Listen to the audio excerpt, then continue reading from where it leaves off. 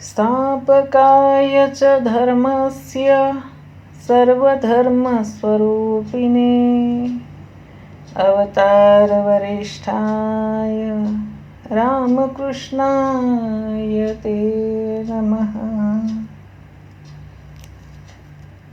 जे वेदांचे अभ्यंतरी ते काढूनी अपत्यापरी, शिष्य श्रवणे कवळ भरी उदार वचने. फोडोनी शब्दांचे भांडार, वस्तू दाखवी निजसार, तोची सद्गुरु माहेर अनाथांचे. दासबोध. श्रीरामकृष्णांची विषय प्रतिपादन शैली काही विलक्षण असे. कोणत्याही मताचे, कोणत्याही पंथाचे लोक असोत, त्यांचे भाषण ऐकून मोहून जात. साधे साधे दृष्टांत देऊन वर्णविषय एखाद्या लहान मुलाला समजेल इतका सोपा करून ते सांगत. धर्म म्हणजे अगदी सोपी गोष्ट आहे असे त्यांच्याकडे येणाऱ्या प्रत्येकास वाटे. काही मोठे शब्द नाहीत, घटपटाधिकांची खटपट नाही, काही अवडंबर नाही, काही मोठमोठ्या ग्रंथकर्त्यांचे आधार नाहीत की काही नाही. सरळ सोप्या भाषेत नेहमीच्या व्यवहारातील एक दोन मार्मिक दृष्टांत त्यांच्या तोंडून ऐकले की कसल्याही गहन विषयाचे रुद्गत ऐकणाऱ्यांना तेव्हाच कळून येईल. त्यांच्या विषय प्रतिपादनात ही एक विशेष गोष्ट असे की ते कधीही त्या त्या प्रसंगाला अनावश्यक अशा गोष्टी सांगून श्रोत्यांच्या मनाचा गोंधळ उडवून देत नसत. त्यांच्या बोलण्यात कधीही सोमत समर्थन, परमत खंडन वगैरे खटाटोप मुळीच नसे. त्यांचा मुख्य भर दृष्टांतावर असे. प्रश्न करणाऱ्याचा भाव लक्षात घेऊन त्याच्यावर उत्तर म्हणून काही सिद्धांत वाक्य ते सांगत आणि ती स्पष्ट समजावी म्हणून एक दोन अत्यंत मार्मिक दृष्टांत देत. मतभेद झाला तरीही ते कधी वाद घालीत बसत नसत. एक दिवस ते एका चिकित्साखोर श्रोत्याला म्हणाले, एका गोष्टीत समजून घ्यायचे असेल तर इथे येत जा आणि वादविवाद करून व व्याख्याने ऐकून समजून घ्यायचे असेल तर केशवकडे जा. एखाद्याला आपले बोलणे पटले नाही असे दिसून आल्यास मी काय सांगायचे ते सांगितले आहे, यातील तुम्हाला जे पटेल ते तुम्ही घ्या असे म्हणून स्वस्थ बसत.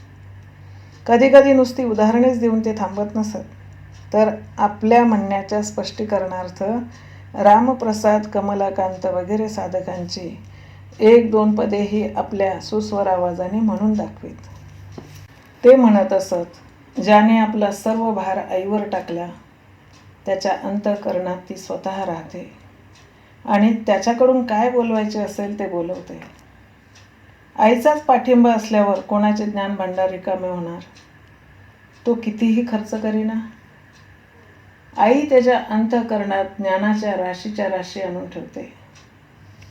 हीच गोष्ट स्पष्ट करण्यासाठी त्यांनी खालील गोष्ट सांगितली.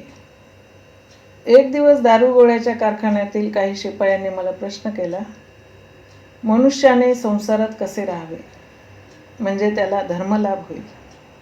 इतक्यात माझ्या डोळ्यापुढे एक उखळाचा देखावा आला.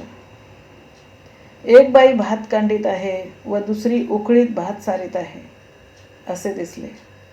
त्याबरोबर समजले की संसारात कसे सावधगिरीने राहिले पाहिजे. हेच आई समजावून देत आहे. दोन्ही बाया एकमेकींशी बोलत असतात, पण भात काढणारी बाई आपल्या हातावर मुसळाचा घाव बसू नये याविषयी जशी सावध असते, तसेच संसारातील प्रत्येक काम करताना मनात सावधगिरी ठेवली पाहिजे, तरच बंधनात पडण्याची भीती नाही. उखळाचे चित्र दिसल्याबरोबर मनात या गोष्टी आल्या आणि भात काढण्याचेच उदाहरण देऊन त्या शिपायांना या गोष्टी समजावून दिल्या. ते ऐकून त्यांना फार आनंद वाटला. लोकांबरोबर बोलत असताना उदाहरण देण्याचे काम पडताच अशाच प्रकारची चित्रे डोळ्यांसमोर उभी राहतात. विषयाचे प्रतिपादन करीत असता दृष्टांत दाखल ते जी उदाहरणे देत ती इतकी मार्मिक व समर्पक असत की ऐकणाऱ्याला त्यांच्या सूक्ष्म अवलोकन शक्तीचे आश्चर्य वाटल्यावाचून राहत नसे. श्रीरामकृष्ण वाक्सुधा ज्यांनी वाचली असेल त्यांना या विषयाची खात्री पटली असेल. तरी पण आणखीही काही गोष्टी व उदाहरणे येथे दिली असता त्यांच्या प्रतिपादन शैलीच्या अपूर्वत्वाची आणखी जास्त स्पष्ट कल्पना वाचकांना येईल. समजा की जटिल सांख्यशास्त्राच्या गोष्टी चाललेल्या आहेत.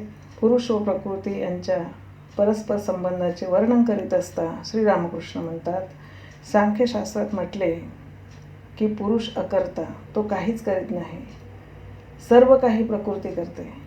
तिच्या सर्व कार्यावर पुरुष साक्षी रूपाने देखरेख मात्र करीत असतो.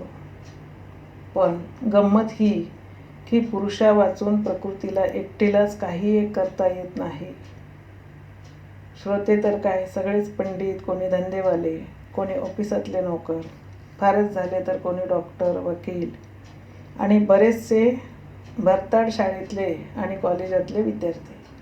अर्थात श्रीरामकृष्णांचे हे बोलणे न समजून सारे एकमेकांच्या तोंडाकडे पाहत आहेत. आपल्या श्रोत्यांना काही एक समजले नाही असे पाहून श्रीरामकृष्ण म्हणतात, यात विलक्षण असे काही नाही. एखाद्या लग्न घरी नाही का पाहिलेत, घरधनी हुकूम देऊन खुशाल एखाद्या लोडाला टेकून गुडगुडी ओढत स्वस्थ बसलेला असतो. पण त्या बिचाऱ्या घरमालकिनीची कोण धांदल? तिच्या जीवाला चैन नाही. कोठीतच जा, मंडपातच जा, स्वयंपाकघरातच ये, हे काम झाले की नाही ते बघ, ते काम कितपत झाले आहे ते पहा. बाजारातून काही राहिलेले जिन्नसच आणायला सांग. इतक्यातच लक्ष्मीबाई, सरस्वतीबाई वगैरे 4 बायका आल्या. त्यांना या बसा कर. मध्येच घरमालकाकडे जाऊन हे असे झाले, ते तितके झाले, हे इतके राहिले, ते असे करायला हवे वगैरे सांग. सारी व्यवधाने सांभाळता सांभाळता तिचा जीव बेजार होऊन जातो. आणि इकडे घरधनी काय करत असतो? नुसता लेकाचा गुडगुडी ओढीत मान हलवत बसल्या बसल्याच ठीक आहे, बरं आहे, असंच करा असे म्हणत असतो नाही. तसेच प्रकृती आणि पुरुषाचे आहे. काही वेळाने समजा वेदांताच्या गोष्टी निघाल्या आहेत. श्रीरामकृष्ण म्हणतात, वेदांतात सांगितले आहे की ब्रह्म आणि ब्रह्मशक्ती, पुरुष आणि प्रकृती एकच. हे काही 2 निरनिराळे पदार्थ नव्हत, पदार्थ एकच. मात्र तो कधी पुरुष भावाने राहतो, कधी स्त्री भावाने राहतो, इतकेच. हा विषय स्पष्ट करण्यासाठी श्रीरामकृष्ण म्हणतात, अरे हे कसे असते सांगू.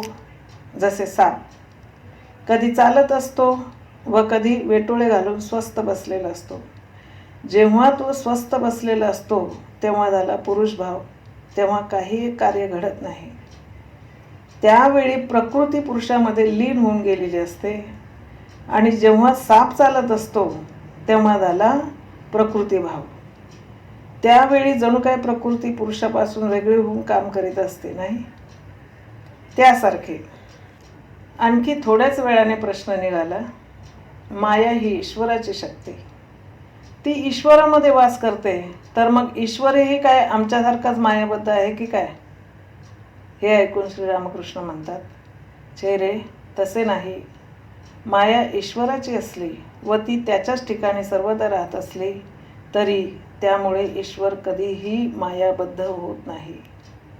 हेच पाहना, सापाच्या तोंडात नेहमी विष असते, त्याच तोंडाने तो खातो पितो, पण तो स्वतः कधीही मरत नाही. तो ज्याला चावतो तो मात्र मरून जातो. त्यासारखे आमच्यापैकी एका जणाला एकदा वेदांतावर वादविवाद करण्याचा खूप नाद लागला. म्हणून तो पूर्वीप्रमाणे वरचेवर श्रीरामकृष्णांच्या दर्शनास येईनासा झाला. तो अलीकडे खूप वेदांताची चर्चा करीत असतो. ही गोष्ट श्रीरामकृष्णांच्या कानावर गेली व तो त्यांच्या दर्शनास आल्यावर ते त्याला म्हणाले, काय रे, तू म्हणे अलीकडे एकसारखी वेदांत चर्चा करीत असतोस. त्याला काही हरकत नाही म्हणा, पण वेदांत चर्चा म्हणजे एवढीच ना की ब्रह्म सत्य आणि जगत मिथ्या, की आणखी दुसरे काही?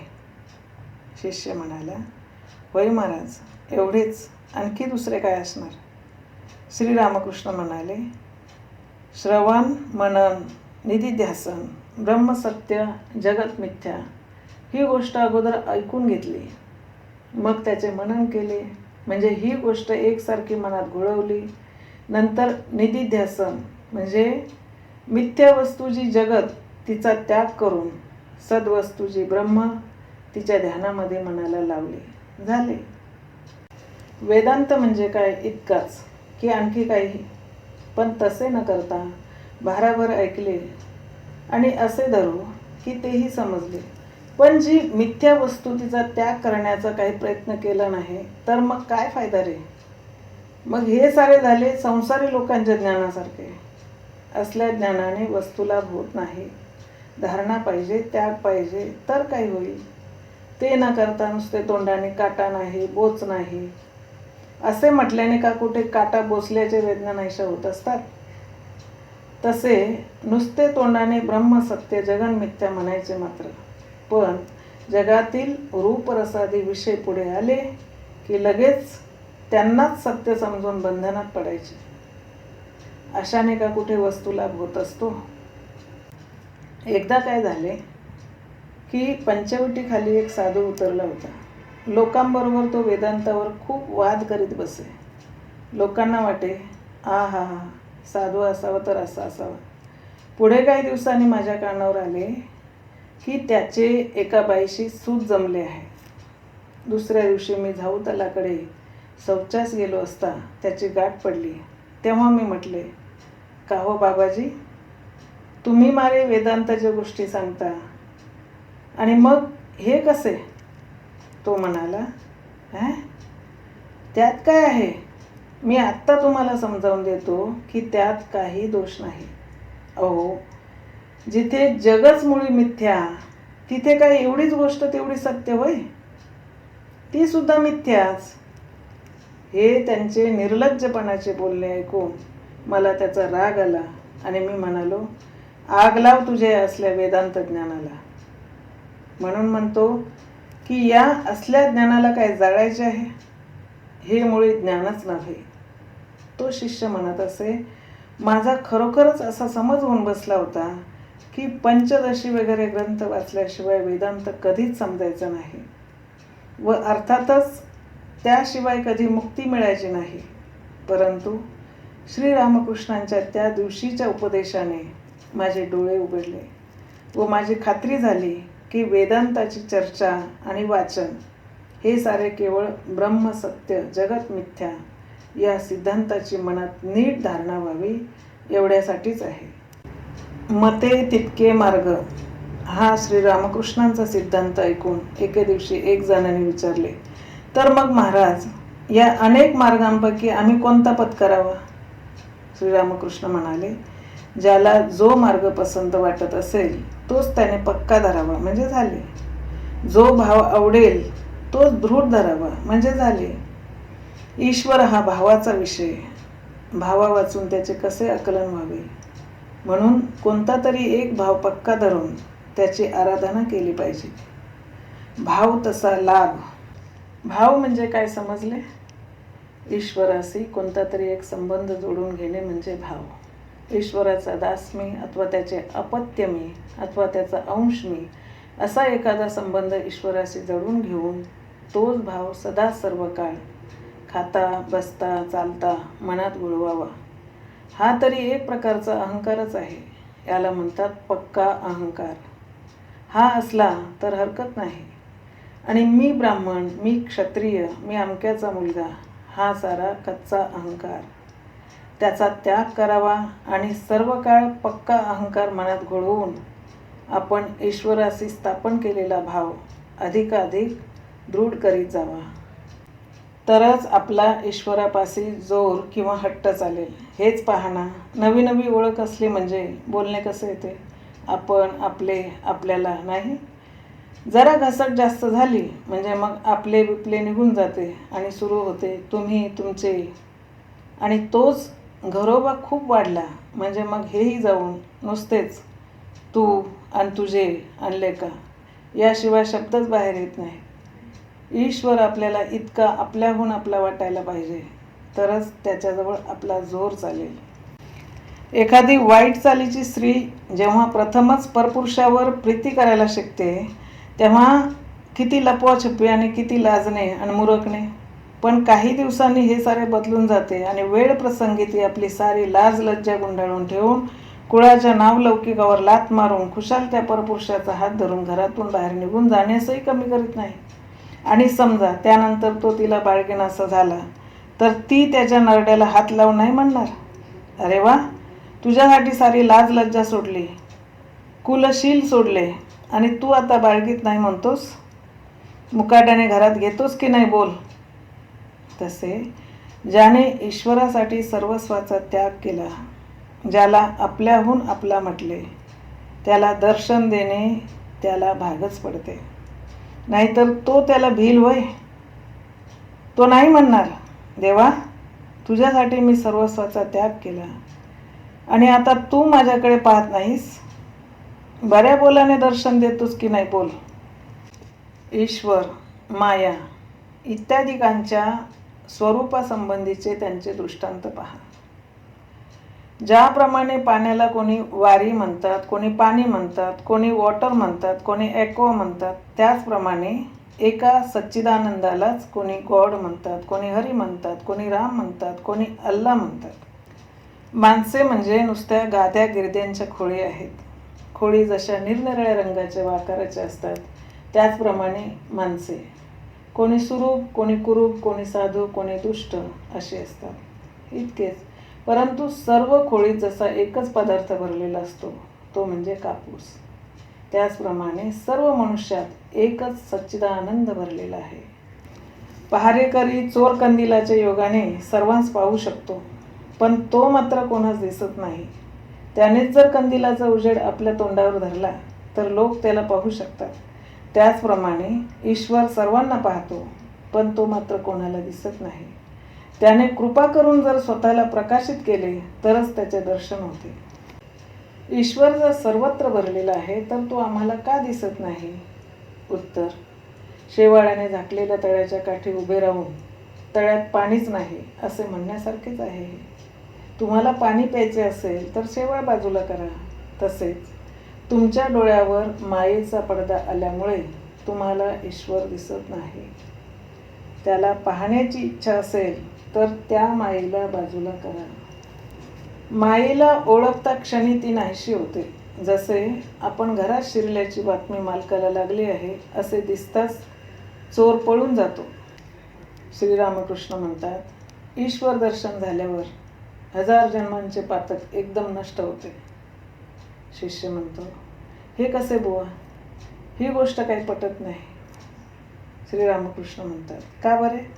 एखाद्या गुहेतला हजारो वर्षाचा अंधकार तेथे दिवा नेताच एकदम नाहीसा होऊन जातो की थोडा थोडा नाहीसा होतो. तीच गोष्ट ईश्वर दर्शनाची. प्रश्न, जीवाचा सोहमभाव संभवतो काय व तो कसा? उत्तर, ज्याप्रमाणे एखाद्या घरचा पुरातन इमानी चाकर घरातील सर्वजण त्याला आपल्यातलाच एक असे समजून वागतात. एखाद्या दिवशी घरमालक त्याच्या एखाद्या विशेष कामगिरीने प्रसन्न होऊन त्याचा हात धरून त्याला आपल्या शेजारी बसवून सगळ्यांना सांगतो, आजपासून माझ्यात आणि याच्यात काही एक भेदभाव ठेवायचा नाही, समजलात? सगळ्यांनी माझ्याप्रमाणेच याचीही आज्ञा पाळली पाहिजे. कोणी मोडल्यास ते मला कापायचे नाही.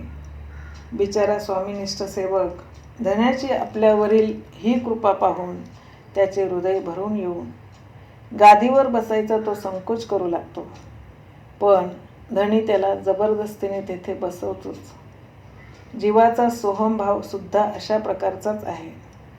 कित्येक दिवसाच्या सेवेने प्रसन्न होऊन ईश्वर कोणाकोणाला आपल्यासारखाच विभूती संपन्न करून आपल्या आसनावर बसवून घेतो.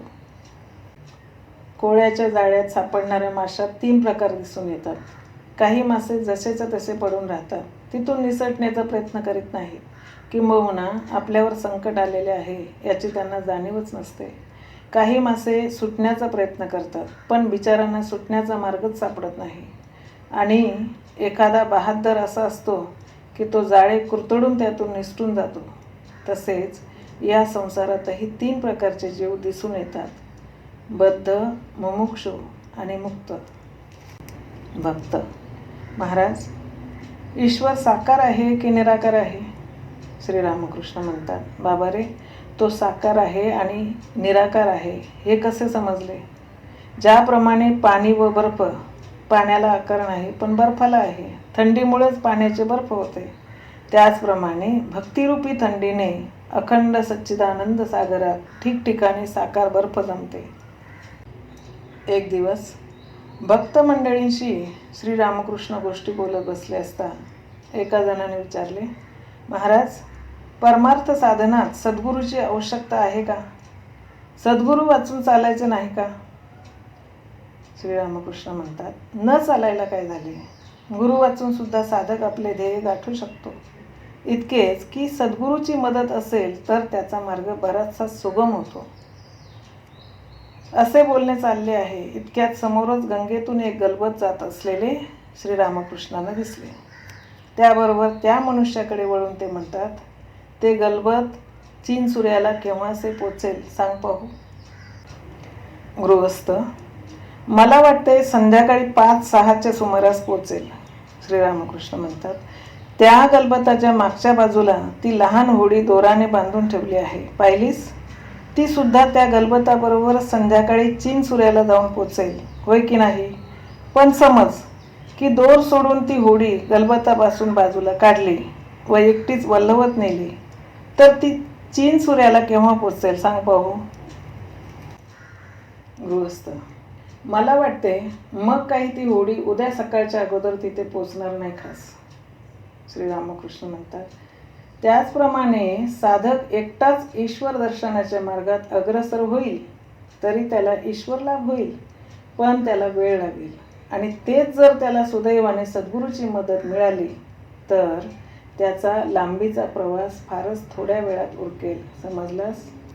शिष्य, महाराज, नेती विचार म्हणजे काय व तो करीत गेल्याने ज्ञान विज्ञान कसे प्राप्त होते? श्रीरामकृष्ण म्हणतात, एका काळोख्या खोलीत एक जण निजला होता. त्याला शोधण्यासाठी दुसरा एक जण त्या खोलीत गेला. प्रथमच एक खुर्ची त्याच्या हाताला लागली. त्याबरोबर छे, हा तो नव्हे असे म्हणून तो दुसरीकडे चाचपू लागला. आता त्याच्या हाताला एक टेबल लागले.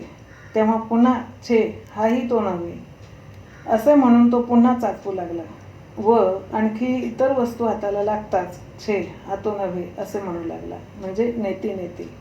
काही वेळाने त्याचा हात त्या पलंगावर निजलेल्या गृहस्थास लागला. त्याबरोबर हाच तो, म्हणजे इति असे तो आनंदाने म्हणाला. त्याचे अर्धे अधिक काम झाले. त्याला ज्ञान झाले, पण अजून विज्ञान झाले नव्हते. त्या गृहस्थाला उठवून त्याच्याशी 4 गप्पा गोष्टी झाल्या तेव्हा त्याचे काम पुरे झाले. त्याला विज्ञान झाले. विज्ञान म्हणजे विशेष रूपाने जाणणे, गप्पा गोष्टी करणे. समजलास? कोणी दुधाचे नाव ऐकलेले असते, कोणी दूध पाहिलेले असते व कोणी ते चाखलेले असते. तसेच कोणी ईश्वर आहे असे ऐकलेले असते, कोणी त्याचे दर्शन घेतलेले असते व कोणी त्याच्याबरोबर गोष्टी केलेल्या असतात. अज्ञानी, ज्ञानी आणि विज्ञानी. एक दिवस एक स्त्री भक्त त्यांना म्हणाले, मनात पुष्कळ येते की ईश्वराचे एकसारखे नामस्मरण करावे, पण तसे घडत नाही. काय करावे? श्रीरामकृष्ण म्हणतात, ईश्वराला सर्वस्वी शरण जाणे ही काय सोपी गोष्ट आहे का ग? महामायेचा प्रभाव इतका जबरदस्त आहे की ती मुळी शरणच जाऊ देत नाही. ज्याला या जगात आपले म्हणायला सुद्धा कोणी नाही, त्याच्या सुद्धा गळ्यात एखाद्या मांजराचेच लोढणे बांधून त्याच्याकडून संसार करवेल. त्या मांजरासाठी त्याला इकडून तिकडून दूध मागवून आणायला लावेल. एखाद्याने विचारले, का हो, तुम्हाला दूध कशाला हवे? तर तो म्हणेल, काय करावे हो, आमचे मांजर नुसती भाकरी खात नाही म्हणून दूध हवे. अथवा एखादे मोडकळीस आलेले घर असावे, घरात करते सवरते कोणी नाही, राहिल्या 2-4 विधवा बाया मात्र. त्या बिचारांना मरण नाही. घर जागोजाग पडलेले, छप्पर आज पडणार की उद्या अशा स्थितीत. भिंतीतच कुठे कुठे पिंपळाची झाडे उगवलेली, परसात रान माजलेले आणि त्या बाया असल्या त्या चंद्रमौळी घरात राहून त्याच परसातला कसला तरी पाला ओरबाडून त्याची भाजी करून खात बसतील, पण ईश्वराकडे म्हणून मन लावणार नाहीत. अथवा एखाद्या स्त्रीचा नवरा मेलेला असावा. आता तर तिला संसारात अडकून बसण्याचे काही कारण नाही. आता तिला ईश्वराकडे मन लावायला काही हरकत आहे?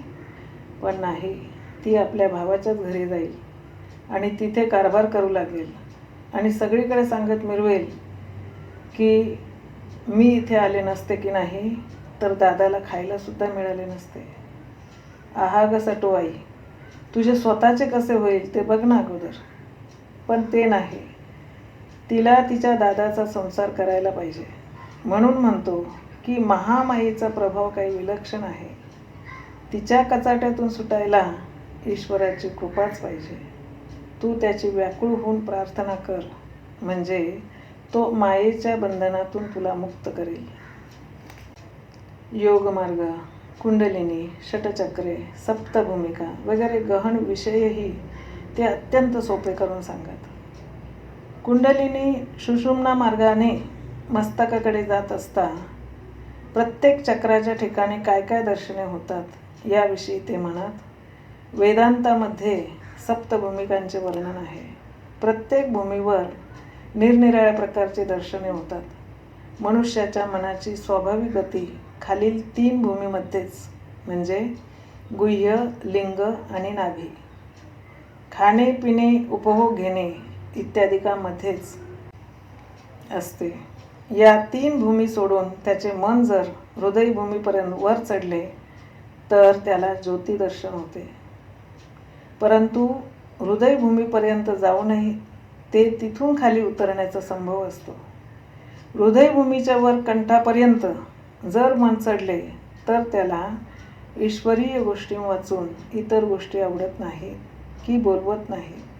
त्या काळी म्हणजे साधनाकाली माझी अशी अवस्था होऊन जात असे की कोणी संसारातल्या गोष्टी काढल्या तर वाटे की कोणी डोक्यावर काठीचे तडाखेच लगावत आहेत की काय. मग मी लगेच तिथून उठून पंचवटीकडे धाव घ्यावी. विषयी लोक दिसताच मी भयाने लपून बसावे.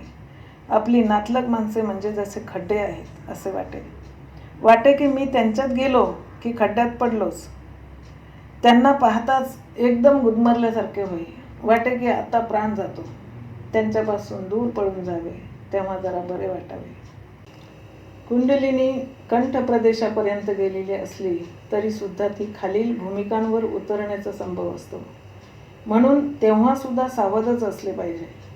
पण एकदा का कंठ सोडून कुंडलिनी भ्रुकुटीपर्यंत चढली तर मग तिथून पतन पावण्याची भीती नाही.